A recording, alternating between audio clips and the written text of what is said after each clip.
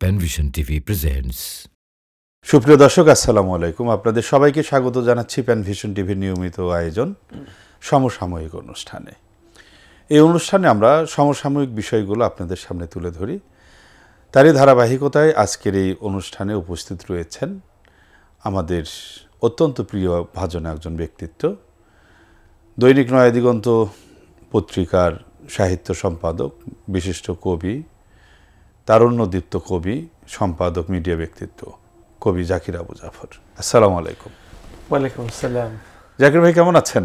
ভালো আছি আলহামদুলিল্লাহ। আপনাকে বেশ ভালোই লাগছে দেখে, বেশ বেশ উৎফুল্ল মনে হচ্ছে এবং আপনার চেহারার মধ্যে সত্যি যে আপনার তারুণ্যদীপ্ত আমরা বলি, সেই আভাটা আমি দেখতে পাচ্ছি আজকে আপনাকে। জাকির ভাই, একটা বিষয় আপনি ইতিমধ্যেই খেয়াল করেছেন যে বাউলদের নিয়ে অনেক সমালোচনা হচ্ছে, তাদের পক্ষে একটা গ্রুপ দাঁড়িয়েছে, বিপক্ষে কিছু মানুষ দাঁড়িয়েছে। এই বাউলদের বিষয়ে আপনার কাছ থেকে আজকে আমরা জানবো। শুরুতে একটু জানতে চাই, এই বাউলদের আবির্ভাবটা কিভাবে হয়েছে আমাদের এই সাবকন্টিনেন্টে বা এই দেশ এখানে? অনেক ধন্যবাদ আপনাকে এবং দর্শক বৃন্দ যারা যেখান থেকে দেখছেন, আপনাদের ধন্যবাদ জানাই, শুভেচ্ছা জানাই। আপনি একটা গুরুত্বপূর্ণ প্রশ্ন করেছেন। বাউল এটি একটি মতবাদ, মতবাদকে ছাড়িয়ে এখন এটি একটি গুরু কেন্দ্রিক একটা বিদ্যা বলা হয়, বিদ্যা না, গুরু কেন্দ্রিক জীবনযাপন পদ্ধতিকে তারা বেছে নিয়েছে। এটি মূলত ভারত উপমহাদেশ এবং বাংলাদেশে, ভারতে এবং বাংলাদেশে মিলিয়ে জিনিসটা আছে এবং এটি আসছে বৈষ্ণব ধর্ম থেকে। মূলত জগমোহনী গোসাই নামে একজন ব্যক্তি 1400 শতাব্দীর দিকে এটি সিলেটে তিনি উদ্ভব করেন। এটার গোড়ার কথা আর কি। জগমোহিনী গোসাই, এই গোসাই যে আছে, এই সাই থেকে আবার ধীরে ধীরে সাই শুরু হলো। এই সাইয়ের মধ্যে পরে এসে লালন সাই, কালন সাই, তারপরে হলো বলন সাই, মরণ সাই, এরকম সাই এটা প্রচলিত হলো। সাই বলতে কি তারা তাদের আধ্যাত্মিক পুরুষ নাকি দেবতা নাকি বোঝে তারা? এটা একদিকে আধ্যাত্মিক পুরুষ, আরেকদিকে দেবতা, একসাথে দুটোই। গুরু যেহেতু তারা গুরু মানে, তারা বলে যে ঈশ্বরকে সন্ধান করেন তাদের ভাষায়। তারা আল্লাহ কখনো বলেন না, সৃষ্টিকর্তাও বলেন না, ঈশ্বরই বলেন। তারা ঈশ্বরকে সন্ধান করেন কোথায়? মানুষের ভেতরে। তাদের ধারণা গোটা বিশ্বটা মানুষের শরীরে ঢুকে আছে, মানুষের মধ্যেই বিশ্ব আছে, মানুষের মধ্যেই ঈশ্বর আছে। আর সেই ঈশ্বরকে খোঁজার জন্য তারা এই পদ্ধতিটি বেছে নিয়েছেন। কিন্তু তাদের গুরু যে, তাকে সে ঈশ্বরের পর্যায়ে প্রায় নিয়ে যায়, সে কি দেবতা, এই জন্য তাকে সাই বলে, সাইজি বলা হয়।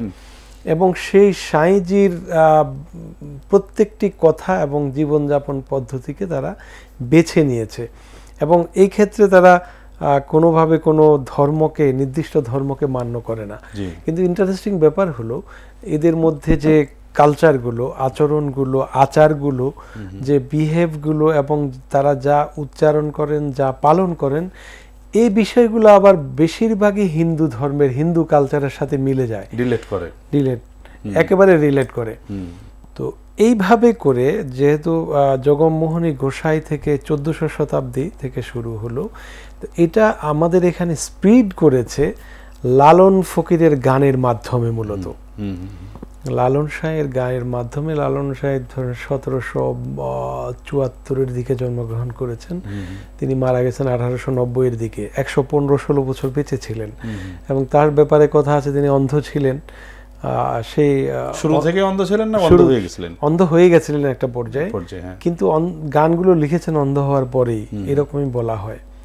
এবং তার জীবনী পড়তে গেলে দেখা যায় যে তিনি একটা পর্যায়ে মৃত্যুর মুখোমুখি ছিলেন। সেখান থেকে তার বসন্ত রোগ ছিল, তাকে ফেলে চলে গেছিল তার পরিবার, সেখান থেকে মুসলমান তাকে নিয়ে আসলো এবং লালন পালন করলো, এটা আমরা জানি।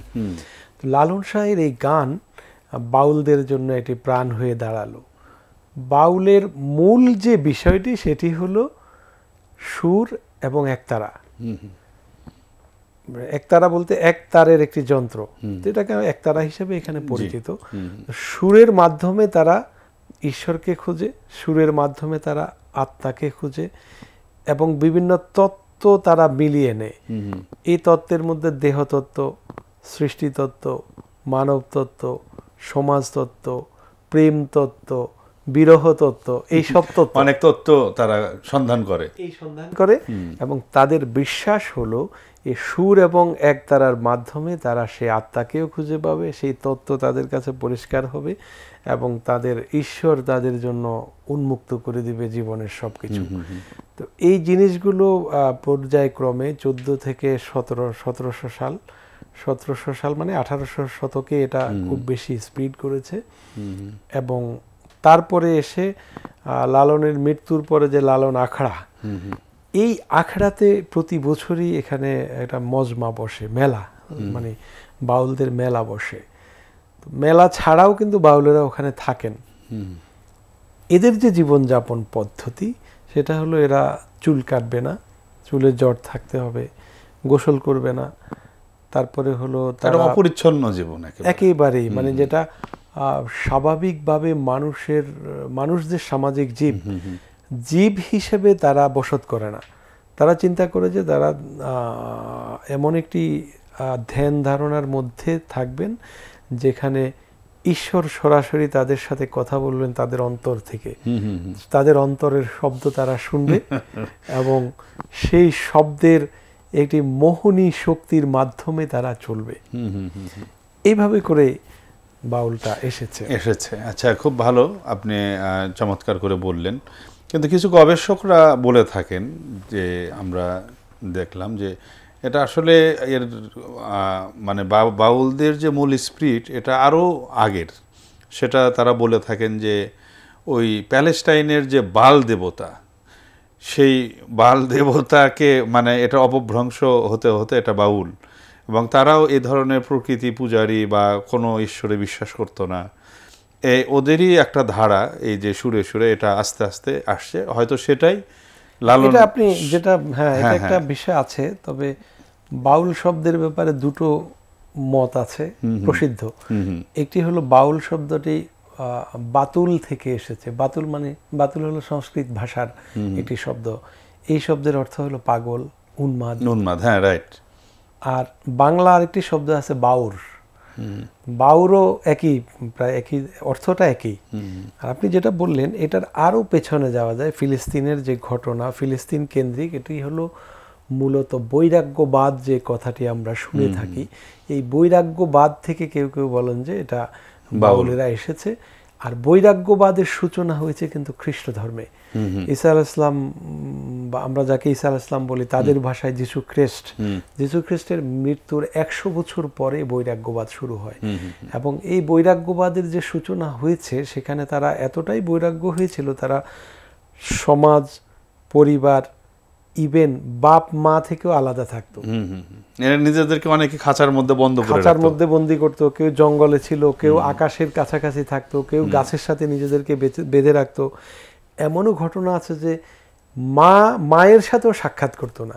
3 দিন একজনের মা 3 দিন তার দুয়ারে বসে থেকে না খেয়ে মারা গেছে, তারপরে সে তার ঘর থেকে বের হয়নি। অর্থাৎ মায়ের সাথে দেখা করাও তার দৃষ্টিতে জায়েজ নেই আর কি। এই ছিল বৈরাগ্যবাদ, এবং এই বৈরাগ্যবাদটা এসেছে খ্রিস্ট ধর্ম থেকে মূলত, মানে খ্রিস্ট ধর্মের এই অংশ থেকে। যারা বার্নাবাসের বাইবেলকে নিষিদ্ধ মনে করে, অবশ্যই এটা গোটা খ্রিস্টান জগতে বার্নাবাসের বাইবেল নিষিদ্ধ ছিল। বার্নাবাস হলো ঈসা আলাইহিস সালামের 12 জন হাওয়ারি ছিল, হাওয়ারির একজনের নাম হলো বার্নাবাস। এই বার্নাবাস একটা বাইবেল লিখেছিলেন, সেটি মূলত ঈসা আলাইহিস সালামের বা তাদের ভাষায় যীশু খ্রিস্টের মূল বাণীগুলো। এই বার্নাবাসের বাইবেলের সাথে অনেক বাণীর সাথে কোরআনের মিল আছে। এতে বোঝা যায় এটি আসলে একটি অরিজিনাল গ্রন্থ। এটা ঈসা আলাইহিস সালামের বা যাদের ভাষায় যীশু খ্রিস্টের মৃত্যুর 300 বছর পরে এই বার্নাবাসের বাইবেলটা নিষিদ্ধ হয় গোটা খ্রিস্টান জগতে। এটা পড়লে তারা খ্রিস্টানই থাকতে পারবে না, এরকম একটা ব্যাপার ছিল। এই বার্নাবাসের বাইবেলটা আবার আমাদের বাংলা ভাষায় অনুদিত হয়েছে। কবি আফজাল চৌধুরী, তিনি 60-এর দশকের একজন কবি, সিলেটের, তিনি মারা গেছেন, তিনি অনুবাদ করেছেন। বার্নাবাসকেও খ্রিস্টানেরা ওভাবে গ্রহণ করে না। তো 300 বছর পরে যেটা বললাম, বার্নাবাসের যে বাইবেল নিষিদ্ধ হলো, তো সেই বার্নাবাসের বাইবেলে কিন্তু কোনোভাবে বৈরাগ্যবাদকে সাপোর্ট করেনি। তাদের ওল্ড টেস্টামেন্ট বা নিউ টেস্টামেন্টের যে বিষয়গুলো থাকে, জন হলো প্রথম 100 বছর পরে, ঈসা আলাইহিস সালামের 100 বছর পরে জন প্রথম বাইবেল লেখেন। এবং সেটি জন কিন্তু খ্রিস্টান ধর্মের লোক ছিলেন না, তিনি বাইরের লোক ছিলেন, তিনি পরে গিয়ে বাইবেল লিখলেন। এবং তারপরে আরো 3 জন এটাকে পরিবর্তন, চতুর্থ পঞ্চম সংশোধন হয়েছে বাইবেল। তবে জনকে তো তারা ধারণ করেছে, নামের সামনে তো জন অনেকেই লেখে। হ্যাঁ, জন লেখে এরা, এটা ঠিকই বলেছেন, জন লেখে। এবং তারা জন অগাস্টিন নামে একজন তো বিখ্যাত তাদের ফিলোসফার আছে, ওই বৈরাগ্যবাদের জনক বলা হয় তাকে। হ্যাঁ, তাকে বৈরাগ্যবাদের জনকই বলা হয়। তো সেই বৈরাগ্যবাদ থেকেই গোটা পৃথিবীতে এই শ্রেণীটার কিন্তু উদ্ভব হয়েছে। এখনো গোটা পৃথিবীতে বৈরাগ্যবাদ নামে একটা বাদ আছে, কিন্তু সেই বাদ থেকে এসে এটা বাউল হয়েছে। এখন আমাদের এখানে সাবকন্টিনেন্টে এসে এটাকে ওই আক্ষরিক অর্থে রূপ দিয়েছে এই জগমোহনী গোসাই। আচ্ছা আচ্ছা, তো ভালো একটা ইনফরমেশন আমরা পেলাম। এখন আমরা একটু আসি, আপনার কথায় যেটা বোঝা গেল সেটা তারা আসলে কোনো ধর্মের না, তারা নিজস্ব একটা ধর্ম বা ফিলোসফি দাঁড় করিয়েছে, কিন্তু সিস্টেম বলা যায়, সিস্টেম তারা করেছে। কিন্তু তারা ধর্মকে আশ্রয় করেই সবসময় থাকে এবং মানুষদেরকে বিভ্রান্ত করে, এবং ধর্মীয় যে পরিভাষাগুলোও তারা ব্যবহার করে। তো এইটা হচ্ছে সবচেয়ে বড় সমস্যা। তারা যদি বলতো যে আমরা আমাদের বিশ্বাসেই আমরা আসলে ওইভাবে ধর্মের না, কিন্তু তারা বলছে যে তারা ইসলামকে বিলংস করে, অন্য অন্য ধর্মকে তারা ধারণ করে, কিন্তু আসলে করে না। এতে করে যারা ধার্মিক বা যারা মূল স্রোতের সাথে আছে তাদেরকে তারা বিভ্রান্ত করে সবসময়।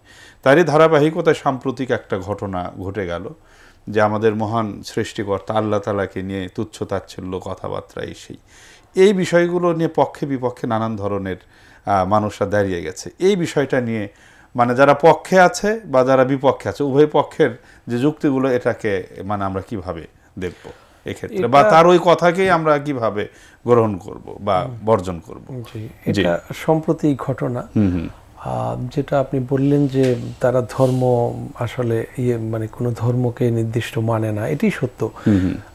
এখানে ওই যে বললাম আমি, কালচারালি তাদের ব্যবহার, তাদের আচার, এগুলো হিন্দু সংস্কৃতির সাথে মিলে, কিছু বিষয় আছে খ্রিস্টান সংস্কৃতির সাথে মিলে, কিছু বিষয় আছে ইসলামের সাথে মিলে।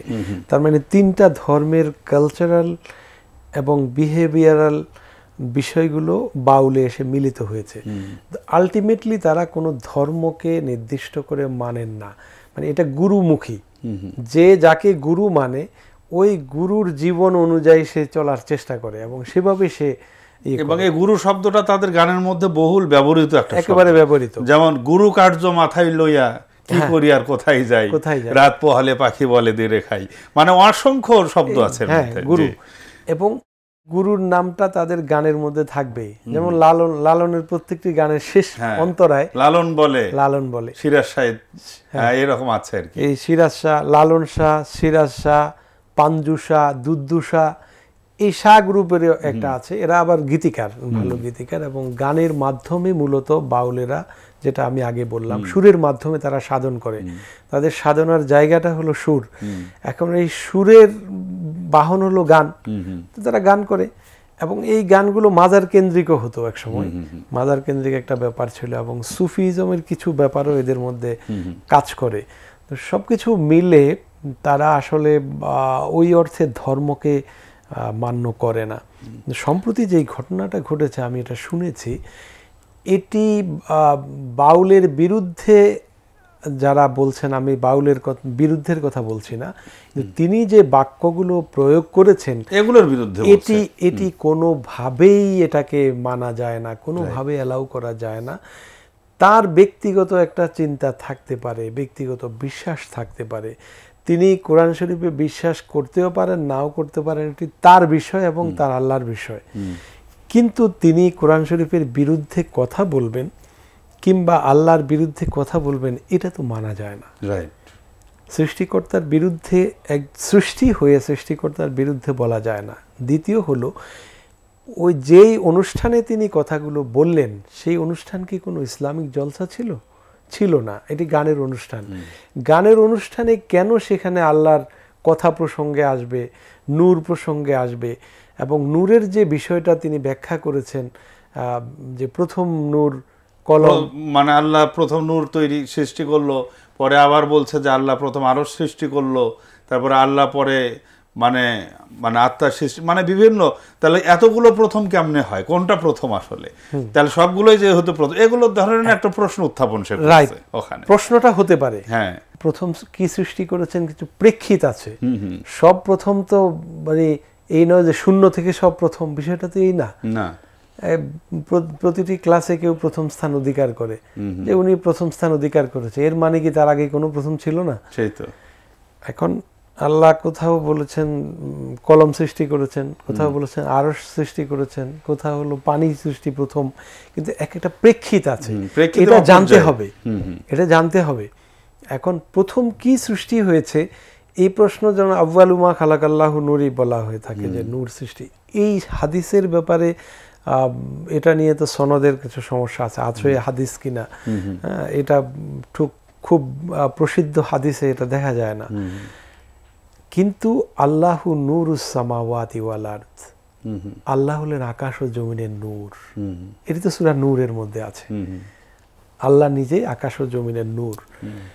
তো উনি যে বাক্যগুলো যেভাবে বলেছেন তুচ্ছ তাচ্ছিল্য করে, কোরআনের প্রতি যে এক ধরনের তাচ্ছিল্য বোঝা গেল, আল্লাহর প্রতি তাচ্ছিল্য বোঝা গেল, এবং বলছে যে একজন আল্লাহ কেন হবে, আরো তো 10-15 জন থাকলে তাহলে আরো, মানে তখন বোঝা যেত এই সেই ইত্যাদি, মানে সে আল্লাহর যে তাওহীদ এর ওপরও কিন্তু সে একটা আঘাত আঘাত এনেছে। এবং মানে আল্লাহ সত্য বলেননি, এটাই তো বললেন, নাউজুবিল্লাহ। এর চেয়ে ভয়ঙ্কর কথা তো হতে পারে না।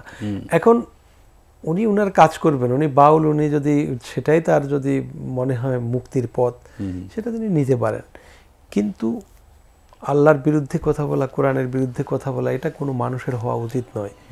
এবং ইসলাম হলো সেই বিধান, ইসলাম বলেছে যে কোনো ধর্মের বিরুদ্ধেই কথা বলা যাবে না, কিন্তু সত্য কথা প্রচার করতে হবে, ইসলাম প্রচার করতে হবে। প্রচারের বিষয়টা সত্য থাকবে, কিন্তু কারো বিরুদ্ধে বলা যাবে না। বলা যাবে না এই কারণে, তার বিরুদ্ধে বললে সে ইসলামের বিরুদ্ধে কথা বলবে, আল্লাহর বিরুদ্ধে কথা বলবে। কিন্তু উনাকে তো কেউ প্রশ্ন করেনি, বা করলেও তিনি এই বিষয়ে জবাব দেওয়ার কোনো অথরিটি রাখেন না। তিনি কি ইসলামিক স্কলার? তিনি কি মুফাসসির? তিনি কি ইসলাম সম্পর্কে অনেক জানেন? না জেনে তিনি এই প্রসঙ্গটা অবতারণা কেন করলেন? তিনি গাচ্ছেন তো গান, তার কাজই গান, তিনি গুরু মানেন, তা গুরু যেভাবে বলেন সেভাবে চলেন। এবং আধুনিক কালে আধুনিক যে বাউলদের জীবন, এটা কিন্তু আগের বাউলদের মতো ছিল না। আগের বাউলরা যেভাবে, আগের বাউলদের মধ্যে একটি ব্যাপার ছিল, তারা মোটামুটি মানবিক যে সৌন্দর্যগুলো, গুণাবলীগুলো বা ত্যাগের যে মানসিকতা, এটা তাদের ছিল। কিন্তু এখনকার বাউলদের মধ্যে ভোগের মানসিকতা আছে। একেবারে বাউলদের বিরুদ্ধে কিন্তু মানুষ কিন্তু লড়াই করছে না বা কোনো ইয়ে করছে না। সমস্যা হলো যে সে যে কথাটা বলছে তার প্রতিবাদ করছে এখানে। তো এখন একটা গ্রুপ দাঁড়িয়ে গেছে যে তারা বাউলদের বিরুদ্ধে, মানে কিছু মানুষ মানে দাঁড়িয়েছে, এবং বাংলাদেশে একজন প্রখ্যাত বুদ্ধিজীবী তিনিও তাদের পক্ষ নিয়ে দাঁড়িয়েছেন, বুঝে হোক না বুঝে হোক। তো এই বিষয়গুলোর আসলে সমাধান কি হতে পারে আপনার? আমার মনে হয় সত্যকে সত্য বলতে হবে। জি, বাউলের বিরুদ্ধে তো কথা না, বাউল যে অযৌক্তিকভাবে, অযাচিতভাবে এবং অনধিকার চর্চা যেখানে করেছেন সেখানে কথা বলতেই হবে। অবশ্যই কথা হলো সেখানে, এটা তো বাউলের বিরুদ্ধে কথা না। বাউল তো হাজার হাজার আছে।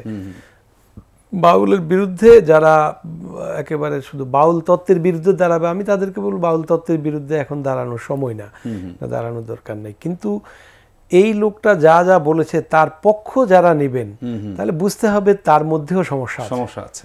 এটাই বলতে চাচ্ছিলাম। এই সমস্যা না থাকলে তিনি এর পক্ষে কথা বলতে পারেন না, এটা ইম্পসিবল। আমি আমার আল্লাহর বিরুদ্ধে কথা বলবো, এটা হতে পারে না। বা আমি খ্রিস্টানদের ঈশ্বরের বিরুদ্ধে, গডের বিরুদ্ধে কথা বলবো, এটা হতে পারে না। হিন্দুদের ঈশ্বরের বিরুদ্ধে কথা বলবো, তাও হবে না, এটা হবে না। এটা ইসলাম নিষিদ্ধ করেছে, আগেই বলেছি, ইসলাম নিষিদ্ধ করেছে। তার মানে অন্য সব কারো বিরুদ্ধে বলা যাবে না, আল্লাহর বিরুদ্ধে বললে সেটা বৈধ না, এটা হবে না, এটা কোনোভাবেই হবে না, এটা হওয়া উচিত না। আমি মনে করি এটা যারা করেন তাদেরকে অবশ্যই ক্ষমা চাইতে হবে, ক্ষমা চাওয়া উচিত, কারণ এটা অনধিকার চর্চা। তার যে মূলনীতি, তার জীবন আচরণ, তার জীবন পরিচালনা, তার বিশ্বাস বোধ, এর কোনোটার মধ্যে এটা যায় না। হ্যাঁ, বাউলের যে গানগুলো, বাউলের কীর্তনগুলো বা বৈষ্ণব যে পদাবলীগুলো, এগুলো দেবদেবীর পূজা আছে, দেবদেবীর প্রশংসা আছে এবং দেবদেবীকে বিরাট ক্ষমতার অধিকারী বলা হয়েছে। এবং সবচেয়ে বিস্ময়ের বিষয় হলো যে যেটা বললাম আমি শুরুতে, যে বিশ্বকে তারা একটি দেহের মধ্যে খুঁজে পায়, এটাকে দেহতত্ত্ব নাম দিয়েছে এবং দেহতত্ত্বের গানও আছে তাদের। এবং আপনি যেটা বললেন যে নারীদের ভোগের ব্যাপারটা, এটি ভয়ঙ্কর হয়ে দাঁড়িয়েছে আধুনিক কালের বাউলদের কথা আমি যেটা বললাম। এরা এটাকে খুব প্রাউডই ফিল করে। এবং একজন বাউলিনী মানে মহিলা বাউল সাক্ষাৎকার দিয়েছেন, আমি দেখলাম RTVর সাথে। তিনি বলেছেন যে বাউলদের সাথে বিছানায় না গেলে কোনো অনুষ্ঠানে দাওয়াত দেওয়া হয় না, এবং তাদেরকে বলে যে অল্প বয়সী মেয়েদেরকে রিক্রুট করার জন্য, নিয়ে যাওয়ার জন্য। এটা হ্যাঁ, এটা তার জীবন আচরণ, ঠিক আছে, কিন্তু এটা সামাজিক কোনোভাবে বৈধ তো না। এটা মানুষ হিসেবে এটা বৈধ না। পৃথিবীর কোনো ধর্ম এটাকে সাপোর্ট করেনি, কারণ প্রত্যেকটা ধর্মের বিয়ের একটা রেওয়াজ আছে। কদাচিৎ কিছু সম্প্রদায় আছে, জাতি আছে যারা হয়তো সিস্টেম অনুযায়ী বিয়ে করে না, কিন্তু তারপরে একটা রসম আছে, একটা নিয়মের মধ্যে থাকে। কিন্তু এটা তো কোনো নিয়ম হলো না যে যাকে পাও তার সাথে যাও, যাকে পাও তার সাথে রাত যাপন করো। এটা তো হতে পারে না। এটা কোনো মানবিক না, এটা সামাজিক না, এটা ধর্মীয় তো নয়। তো সুতরাং প্রাকৃতিক যে বিধান তারও বিরুদ্ধে, একেবারেই বিরুদ্ধে। এবং এটা মানুষের জন্য এটি অসম্মানজনক, অপমানজনক, হোক নারী হোক। এখন বাউলদের মধ্যে আমরা খেয়াল করলাম যে তাদের মধ্যেও দুটো গ্রুপ হয়ে গেছে ইতিমধ্যে। তারা এগুলো নিয়ে কথা বলছে। এক পক্ষ, একজন বাউল শিল্পী সালমানাম, সে বেশ প্রসিদ্ধ, সে নিজে এটার প্রতিবাদ করেছে, আরও অনেক করেছে। কিন্তু আবার অনেকেই বলছে যে ওই আবুল সরকার যে লোক আপনার এই ধরনের কটূক্তি বা ব্যঙ্গাত্মক, এটাই কিন্তু তার প্রথম না। তার অনেকগুলো ভিডিও এখন সামনে আসছে, যেমন সূরা নাস নিয়ে সে আপত্তি করে এবং একদম অযাচিতভাবে সে ওই নাস শব্দের অর্থ তো মানুষ, সেটাকে সে নাচানাচি হিসেবে মানুষের সামনে উপস্থাপন করছে। এই যে কোরআনকে বিকৃতভাবে মানুষের সামনে হাসি ঠাট্টার একটা বিষয় হিসেবে উপস্থাপন করা, এগুলোর বিরুদ্ধে এখন অনেক ওই বাউল সম্প্রদায়েরও অনেকে কথা বলছে। কিন্তু আমাদের খুবই দুর্ভাগ্যের বিষয়, এই বিষয়টা নিয়ে একটা শ্রেণী রাজনীতি করার চেষ্টা করছে, বিশেষ করে বাম ঘরানার যারা মানুষ, তারা এমনিতে কিন্তু মানে ধর্মীয় যে আচারগুলোকে কিন্তু তারা কোনোভাবেই কিন্তু বিশ্বাস করে না, কিন্তু বাউলদের এই আচারকে তারা তাদের অধিকার হিসেবে মনে করে তারা এক ধরনের রাজনীতি করার চেষ্টা করছে। আমাদের এখানে বামদের নিয়ে আসলে হাসতে হয়। হাসতে হয় এই কারণে, গোটা পৃথিবীতে যারা বাম রাজনীতি করেন বা বাম বলয়ের থাকেন, লেফটিস্ট হিসেবে যারা পরিচিত, এরা সবচেয়ে মেধাবী, তারা সবচেয়ে সত্যবাদী হয়। অর্থাৎ বামেরা আর যাই হোক সত্যবাদী হয়, এক্সেপ্ট বাংলাদেশ। বাংলাদেশের বাম মানেই হলো তার কোনো সত্যতা থাকবে না, তার মধ্যে মিথ্যার আশ্রয় নিবে এবং কৌশল খুঁজবে, তার পক্ষে দাঁড়াবে যদি সেটা ইসলামের কোনোভাবে বিরুদ্ধে হয়। ইসলামের বিরুদ্ধে হলে তার পক্ষ তাকে নিতেই হবে। এ থেকেই বোঝা যায় যে তাহলে ঘটনাটা ঠিকই আছে, যেহেতু বামেরা ওর পক্ষ নিছে, তাহলে মানে বামেরা ইসলামকে আশ্রয় করে যদি কারো মানে পক্ষ নেয়, তাহলে সেটাকে আমরা বলতে পারি যে এটা একটা ইন্টেনশনালি তারা মানে বিষয়টাকে ঘটাচ্ছে। আমি বলতে চাচ্ছি যে যেমন সে ধর্ম বিকৃতি করছে, এই বিকৃতির পক্ষ নেছে বামেরা এখানে। তার মানে হলো তারা বুঝাতে চায় যে এটা বিকৃতি হলে কিছু যায় আসে না, এটা মানে আমাদের সামাজিক রীতিনীতি, রেওয়াজ, ঐতিহ্য, এইগুলোর নামে তারা এই বিষয়গুলোকে উপস্থাপন করার চেষ্টা করছে। তো যে কোনোভাবে একটা কেওয়াজ বাজাবে তারা। এটা কেওয়াজের মধ্যে থাকে, কারণ এর বড় কারণ হলো বাংলাদেশে বামেরা তাদের নিজস্ব কোনো এজেন্ডা নেই, না রাজনীতির, ধর্মীয়ভাবে তো নয়, না সামাজিক, না মানবিক, নির্দিষ্ট কোনো এজেন্ডা কিন্তু নাই। দেখবেন সবসময় শুধু সুযোগ খুঁজে, ওই সুযোগে তারা একটা যখনই মুসলমান এবং ইসলামের বিরুদ্ধে কোনো বিষয় হয় সেটাকে ক্যাশ করার চেষ্টা করে, সেটাকে ধরে তারা বিরাট মিছিল টিছিল করার চেষ্টা করে এবং হইচই করে মিডিয়াতে। আর মিডিয়া, আমাদের এখানে যে মিডিয়া, এই মিডিয়া এবং এরা মিলে একটা গ্রুপ আছে এখানে যাদেরকে বাহির থেকে প্যাট্রোনাইজই করা হয়, তারা যেন ইসলাম এবং মুসলমানদের মধ্যে এইসব কন্ট্রোভার্সিয়াল জিনিসগুলো প্রবেশ করায়। এবং ইসলামের মধ্যে দেখবেন এই যে মুনাজাত নিয়ে কিংবা মিলাদ নিয়ে, মিলাদুন্নবী আর সিরাতুন্নবী নিয়ে, রুকু থেকে উঠে রাফে ইয়াদান করবে কি করবে না, এইসব নিয়ে যে এগুলো করে, এগুলো কিন্তু অনেকাংশে পরিকল্পিত। তো বামদের এই কাজটা হলো তারা এইসবের মধ্যেই তাদের ফায়দা এবং এইসবের মধ্যেই তাদের ইনকাম এবং টিকে থাকা, এছাড়া তো তাদের আসলে টিকে থাকার আর কোনো পথ নেই, এজেন্ডা নেই, তো কোনো এজেন্ডা নেই। কারণ মানুষের জন্য কথা বলতে হলে তাকে মানুষ হতে হয়, তাকে মানবিক হতে হয়, তাকে চারিত্রিক গুণ সম্পন্ন হতে হয়, তাকে সত্যকে ধারণ করতে হয়।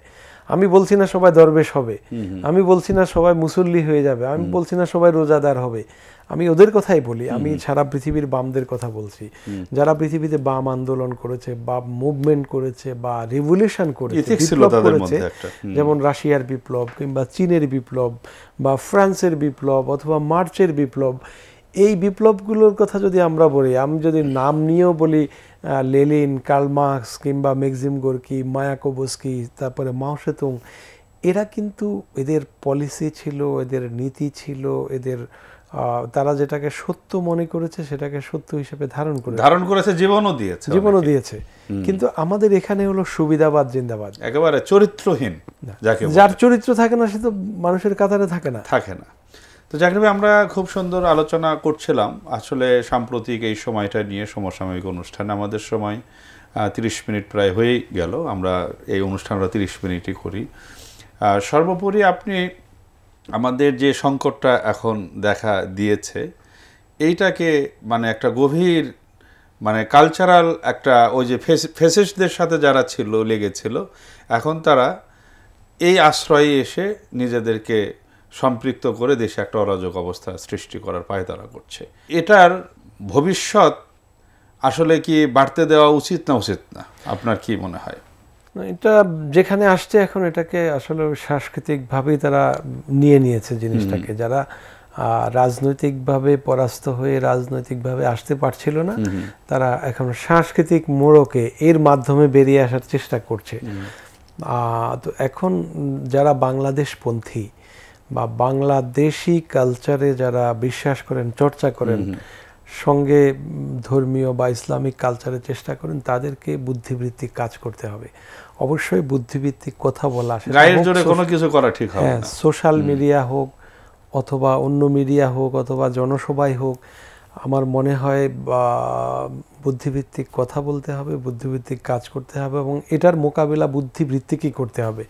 এটা নিয়ে লেখালেখি হওয়া উচিত যে এই যে বাউলদের এই জীবন আচরণ এবং বাউলদের কি কাজ, বাউলেরা কেন এখানে আসে, কেন ইসলাম ধর্ম নিয়ে, কোরআন নিয়ে এগুলো বলেন, এইসব বিষয়ে লেখালেখি হওয়া উচিত। সাধারণ মানুষের মধ্যে এই সচেতনতাটা জাগানো উচিত। যেটা আপনি বললেন যে এটা এখান থেকে উত্তরণের পথটা হবে এই বুদ্ধিভিত্তিক লড়াইটা। আমি এটা পরিষ্কার বলি যে বাংলাদেশের সাংস্কৃতিক লড়াইটা এখন অনেক গভীর, অনেক বড়। এটা রাজনৈতিক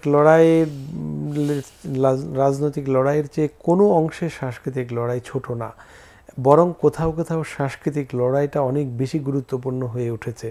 কারণ আমাদের এখানে গত 54 বছর বাংলাদেশে যত বয়ান তৈরি হয়েছে রাজনৈতিকভাবে, সেটাও সংস্কৃতি থেকে এসেছে এবং ধর্মীয় বয়ানগুলো সংস্কৃতি থেকে এসেছে। ধর্মকে নেগেটিভলি দেখা কিংবা ধর্মের বিরুদ্ধে কথা বলা, কোরআনের বিরুদ্ধে কথা বলা, এটাও সাংস্কৃতিকভাবে এসেছে। আপনি বোধহয় বলছিলেন যে একটি সিনেমার চলচ্চিত্রের মধ্যে বিপদে পড়লে তারা মাজারে গিয়ে প্রার্থনা করছে। মাজার তো প্রার্থনার জায়গা না। একজন মৃত ব্যক্তি যে, জীবিত ব্যক্তিরই আল্লাহর কাছে করার কিছু ক্ষমতা থাকে না, তো মারা যাওয়ার পরে তার তো কিছুই থাকে না। মৃত ব্যক্তির কাছে প্রার্থনা করতে যাচ্ছে, তার মানে এটি তো ভয়ঙ্কর। তার মানে কালচারালি এইভাবে এক ধরনের মেসাকার এখানে হয়েছে। মানে আমাদের যে মানে ধর্মের যে মূল স্পিরিট, সেটাকে ডাইভার্ট করে আস্তে আস্তে নিয়ে যাওয়া হচ্ছে আপনার মাজারের দিকে, কবরের দিকে, নিষ্ক্রিয়তার দিকে, বীর্যহীনতার দিকে। তো সেটাই এই বিষয়গুলো, এবং এক ধরনের সুফিজম নিয়ে আমরা হয়তো পরের একটা জায়গায় আলোচনা করব। এবং সুফিজমের নামে সর্বংসহা একটা জাতি, মানে আমাকে নিপিষ্ট করে ফেললেও আমি কিছু বলবো না, মানে এটাই আমার ধর্মের শিক্ষা, এই ধরনের দেওয়ার জন্য তারা চেষ্টা করছে। না, এটা মোটেই এটা ঠিক নয়। এবং সুফিজম নিয়ে যেহেতু আপনি বলছেন পরে আলোচনা হবে, কিন্তু কথা হচ্ছে ইজম শব্দটি কোনোভাবেই ধর্মের সাথে খুব জুৎসই না। জি জি জি জি, ইজম মানে একটি মতবাদ, এবং সেটাকে আলাদা করেই দেখতে হবে। রাইট, সেই। তো জাকির ভাই, আপনাকে ধন্যবাদ, আজকের অনুষ্ঠানে এসে সময় দিয়েছেন, খুব ভালো লাগলো আপনার আলোচনা। আশা করছি যে আমাদের দর্শকরাও এখান থেকে অনেক রসদ খুঁজে পাবে।